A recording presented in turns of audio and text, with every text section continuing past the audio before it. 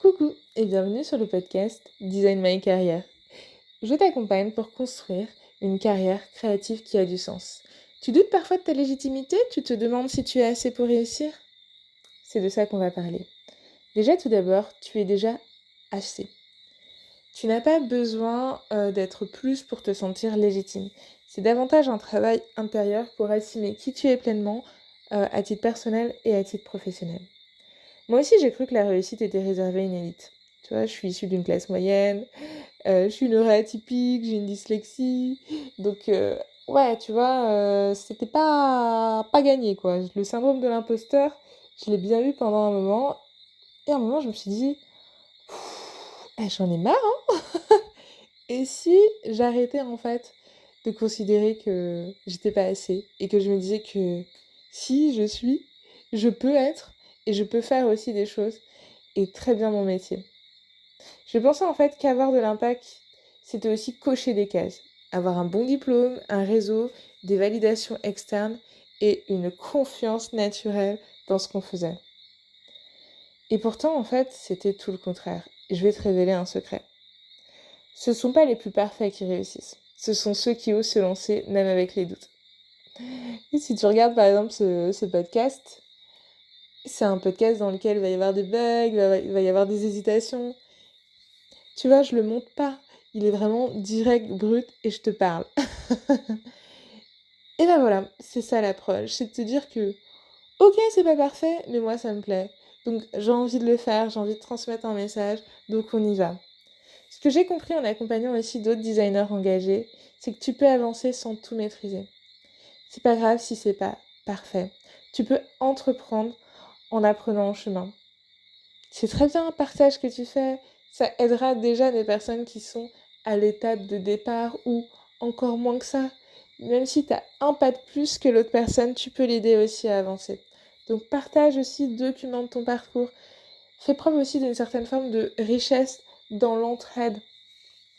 Tu peux aussi impacter sans ressembler à ce qu'on attend de toi. Tu n'as pas besoin de correspondre à l'archétype du designer ou à une image en fait préformatée de ce que les gens pensent de toi ou de comment tu devrais être ou te comporter.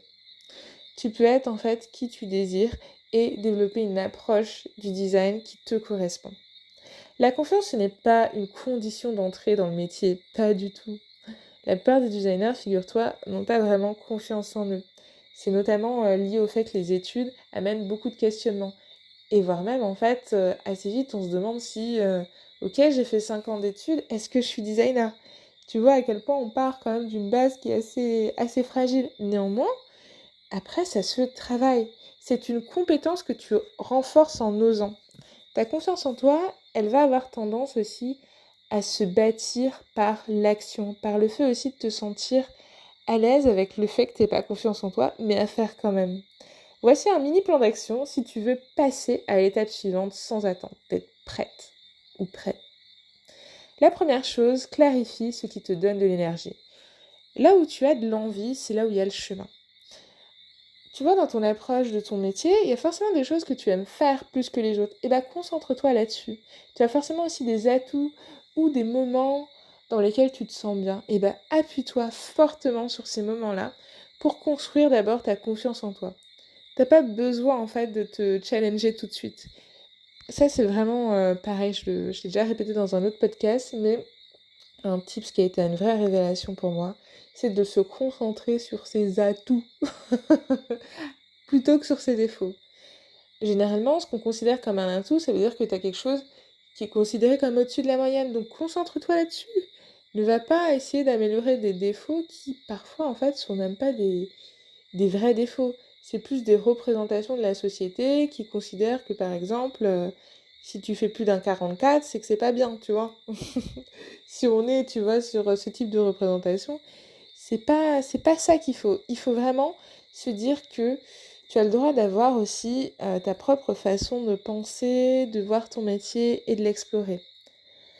La deuxième étape, c'est de faire une première action imparfaite mais alignée avec toi. Par exemple, tu es en recherche de clients, bah tu peux en parler, tu peux proposer, tu peux tester. Pareil, tu essayes de décrocher un emploi, bah oui, parle-en autour de toi. Propose des choses aussi N'attends pas que quelqu'un te valide et considère que tu es à la hauteur pour mériter un travail. Crée tes propres opportunités. Teste et itère. Dans le côté de l'action imparfaite, c'est par exemple, là, prends 2 secondes s'il te plaît et dis-toi, qu'est-ce que j'ai envie de faire qui me plaît vraiment, que ce soit lié ou non à ton métier et tu te dis: «Ah j'aimerais trop faire ça. Je suis un peu tétanisée mais j'aimerais trop quoi». Et bah vas-y, dis-toi juste, si je devais le faire demain, qu'est-ce que je ferais? Simplifie au maximum le processus de mise en œuvre et tu vas voir, ça va t'aider à passer à l'action. Et dis-toi: «OK, je le fais dans la semaine, j'avance dessus à fond». Fais la première brique, le premier pas. L'action imparfaite, c'est une action dans laquelle, bah, on hésite, on doute, mais qui va vraiment porter ses fruits par la suite parce que ça construit ta confiance en toi. Après, je précise aussi une autre chose qui est aussi liée au point numéro 3, qui est de t'entourer de personnes qui croient en toi et qui vont te soutenir. Lorsque toi, tu as aussi un peu du mal à avancer, à te sentir légitime. Donc tu peux leur demander des feedbacks, tu peux aussi discuter avec elles, ça t'aidera. Et c'est surtout aussi quand tu vas faire ton action imparfaite, que tu vas peut-être un peu paniquer et te dire: «Oh là là, j'ai publié un post où il y a des fautes d'orthographe dedans». Ça m'arrive assez souvent. Et te dire: «Oh là là, je me suis rendu compte, mais mince, c'est sur l'image, du coup je peux pas modifier». Donc panique à bord, tu vas t'entourer de personnes qui vont te dire: «C'est OK, t'inquiète, c'est juste une publication, les gens le verront peut-être 24 heures et après ils auront oublié qu'il y avait une grosse coquille dans le mot». Donc voilà, ça va être aussi des soutiens pour pouvoir dédramatiser certaines situations, du quotidien ou lorsque ton passage à l'action, bah, en fait, il y a des imperfections parce que c'est ça, en fait, le but.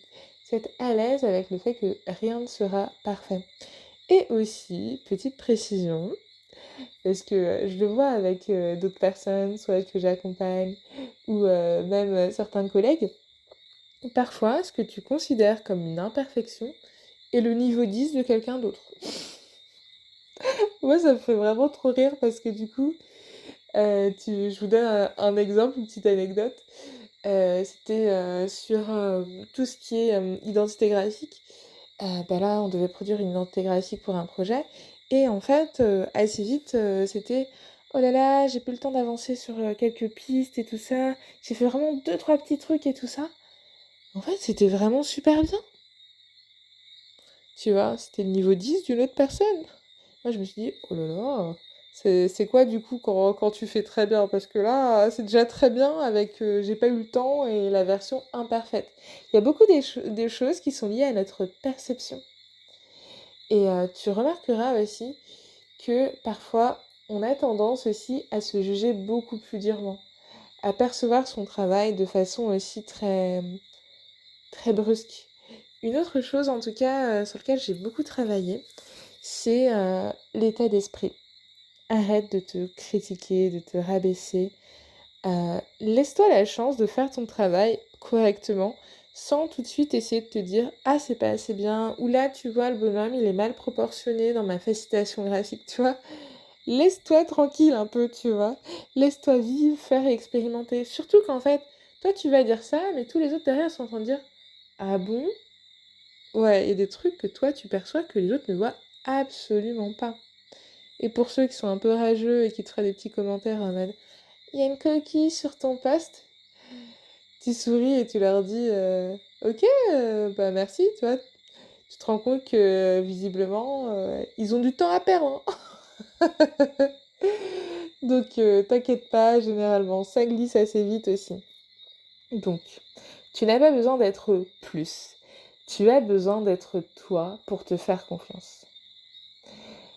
Ça, c'est vraiment le message, que je souhaite te partager pour conclure. Si du coup, après la lecture, et l'écoute plutôt de ce podcast, tu as des questions, n'hésite pas du coup à me les partager. Justement, en parlant de lecture, j'ai fait en fait un article sur surmonter le syndrome de l'imposteur. Donc justement, tu peux le lire. Ça peut t'aider aussi à avoir plus de matière, de contenu et de techniques aussi et méthodes qui peuvent t'aider à te sentir plus libre et bien dans ta pratique professionnelle. Hâte d'en discuter avec toi. Si tu as besoin, n'hésite pas, je suis là.